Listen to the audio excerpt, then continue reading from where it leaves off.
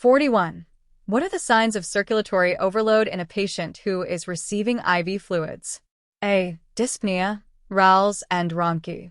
B. Agitation and clammy skin. C. Falling blood pressure. D. Trauma score lower than 10. Answer. Dyspnea, rales, and rhonchi are classic signs of fluid overload, which is usually first manifested as pulmonary edema. 42. What is your first action for an adult patient who is conscious, but who has a complete airway obstruction? A. Deliver rapid abdominal thrusts until cleared or unconsciousness results. B. Use the jaw thrust/chin lift technique to confirm the obstruction. C. Pinch the patient's nostrils and attempt to give 2 ventilations. D. Ask the patient to lie down on the ground and attempt finger sweeps. Answer. For the conscious patient, your first action would be abdominal thrusts. 43. What is the treatment for someone who is suffering an exacerbation of either emphysema or chronic bronchitis and is not too hypoxic? A. Transport this patient to the hospital rapidly, as there is little care that can be rendered for this condition in the pre-hospital setting. B. Administer high-flow oxygen, establish N4 lifeline, place the patient on an EKG monitor, and administer bronchodilators. C. Establish an airway, position the patient seated or semi-seated, administer low-flow oxygen, establish N4 lifeline, and transport. D. Establish an airway, administer oxygen at the highest possible concentration, establish N4 lifeline, and transport rapidly. Answer. C. Low-flow oxygen is appropriate for this patient if he or she is not too hypoxic. If a patient with emphysema or chronic bronchitis is hypoxic, he or she needs more oxygen. 44. What is the most commonly used drug in the pre-hospital setting for patients with asthma? A. 4 or IM corticosteroid. B. Nebulized or SC epinephrine. C. Inhaled or nebulized albuterol. D. IM or 4-terbutaline. Answer. C. Albuterol, a bronchodilator sold under the trade names Preventil and Ventolin, is frequently given via inhaler or nebulizer in the field. 45. Which one of the following methods is recommended when measuring respiratory rate? A. Use a Wright meter to determine peak expiratory flow rate. B. Tell the patient to remain quiet while you count his or her respirations. C. Carry on a conversation with the patient to distract him or her while you count. D. Count respirations while pretending to take a radial pulse. Answer. D. Place your hand on the patient's wrist as if you were measuring his or her pulse and count for 30 seconds. This will prevent the patient from consciously changing the respiratory rate. Placing the wrist and hand over the patient's chest wall is called the Pledge of Allegiance method. 46. What is the best treatment for this patient? A. Perform abdominal thrusts without back blows. B. Administer back blows and chest thrusts. C. Remove the obstruction with forceps. D. Do nothing as the patient is moving air. Answer. D. AHA standards dictate that a conscious patient with a partially obstructed airway should be dealt with by encouraging coughing and continuous monitoring of patient status. Interventions like the Heimlich maneuver are considered counterproductive, as they may actually worsen the obstruction. 47. To perform a needle cricothyrotomy, you should place the patient A. Supine with head and neck in a slightly flexed position. B. In the lateral recumbent position with head and neck hyperextended. C. In the lateral recumbent position with head and neck in neutral position. D. Supine with head and neck hyperextended. Answer. D. A hyperextended position will place the anatomical structures into a position that can be easily identified by palpation. 48. Which of the following conditions best suggests respiratory failure? A. Change in mental status. B. Loud, audible stridor. C. Diaphoresis. D. Tachycardia, greater than 130. Answer. A. A patient in respiratory distress is compensating for the underlying condition, thereby preserving oxygenation to the brain. Once compensatory mechanisms have collapsed, the loss of gas exchange at the brain will result in a change in mental status. 49. Which of the following can complicate ventilation in a pediatric patient? A. Hyperextension of the neck. B. Cricoid pressure. C. A bag valve mask without a pop-off valve. D. Ventilatory pressure that is higher than is used for adults. Answer.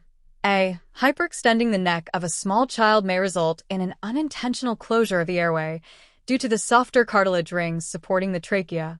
50. One breathing pattern is characterized by periods of apnea followed by periods in which respirations first increase then decrease in both depth and frequency.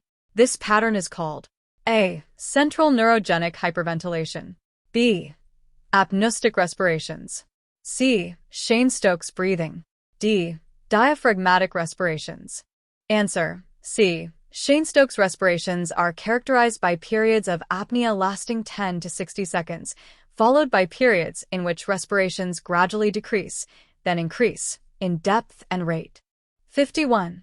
What condition is the pathophysiological result of near drowning in seawater? A. Ventricular fibrillation. B. Pulmonary edema. C. Pulmonary embolism. D. Metabolic alkalosis. Answer. B. Because seawater is hypertonic, fluid is drawn from the bloodstream into the alveoli, causing pulmonary edema. Because of this, all near-drowning patients should be hospitalized and monitored for a short time. 52. What would account for the patient's level of consciousness? A. She has a drug overdose resulting in unconsciousness. B. She has heat stroke from the hot environment. C. She is suffering from carbon monoxide poisoning. D. She is suffering from carbon dioxide poisoning. Answer. C. This victim of smoke inhalation is exhibiting the classic signs and symptoms of carbon monoxide poisoning. 53. Pulse oximetry readings should be scrutinized closely because elevated. A. Carbon monoxide levels can cause an inaccurately high reading of the percentage of oxygen saturation. B. Carbon monoxide levels can cause an inaccurately low reading of the percentage of oxygen saturation. C. Carbon dioxide levels can cause an inaccurately high reading of the percentage of oxygen saturation. D. Carbon dioxide levels can cause an inaccurately low reading of the percentage of oxygen saturation. Answer. A. This is a common finding with the use of pulse oximetry in carbon monoxide poisoning. The CO molecule, which has a high affinity for hemoglobin, is bound to the molecule and is present for detection as oxygen in blood passing through the capillary beds, resulting in fairly normal pulse oximetry readings. However, little, if any, of the oxygen is offloaded from the hemoglobin molecule for use by the tissues. 54. Treatment for carbon monoxide poisoning should include which of the following? A. Nasal cannula, low flow, oxygen. B. For drip of sodium bicarbonate. C. Transport to a hyperbaric facility. D. Position of comfort transport. Answer. C. If a hyperbaric chamber is available, this patient should be transported there immediately for diving. Hyperbaric oxygen can dramatically improve outcomes for CO poisoning by reducing the time it takes for the CO molecule to unbind from the hemoglobin molecule. Low-flow oxygen and sodium bicarbonate are not indicated for carbon monoxide poisoning. The patient is unconscious, so position of comfort is not an issue. If you suspect the possibility of spinal injury, you should immobilize this patient to the long backboard. 55. Signs of CO exposure include all of the following except A. Cyanotic skin. B. Cherry red skin. C. Chest pain. D. Hyperactivity. Answer. D. Hyperactivity is not a sign of carbon monoxide exposure. Generally, patients are lethargic due to being hypoxic. 56. Which of the following is a common source of CO?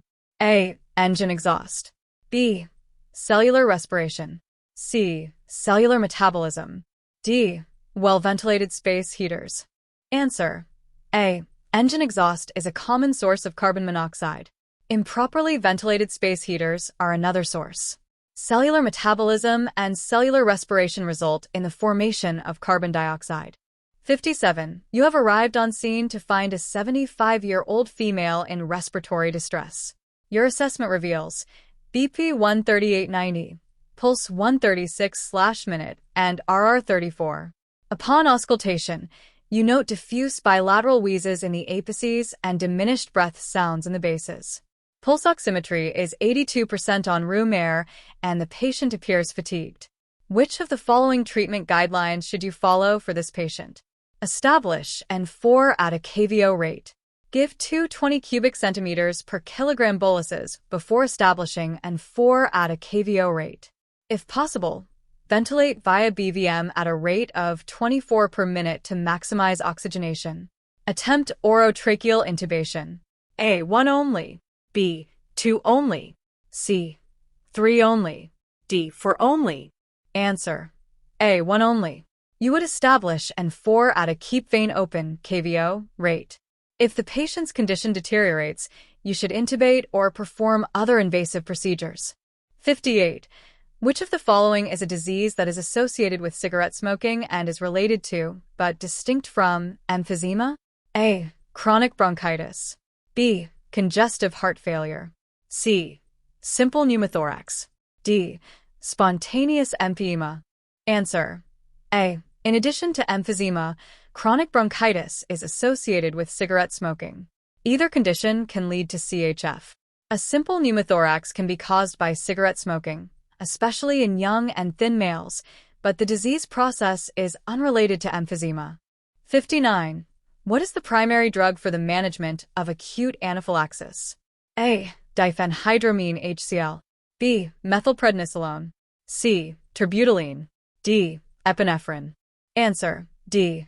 To manage acute anaphylaxis, epinephrine is the first medication used, followed by diphenhydramine. Epinephrine is a potent antihistamine and immediately reverses the physiological effects of the reaction, vasodilation, bronchoconstriction, and airway swelling, while diphenhydramine slows and stops the reaction itself. 60. You have just started in 4 Lifeline, but the fluid is not flowing properly. What is the first thing you should do to troubleshoot this situation? A. Remove the cannula and try another site. B. Make sure the constricting band has been removed. C. Ensure that the right size drip set is attached. D. Lower the 4 bag below the level of the patient's arm. Answer. B. Proper flow cannot be achieved if the constricting band, tourniquet, is not removed.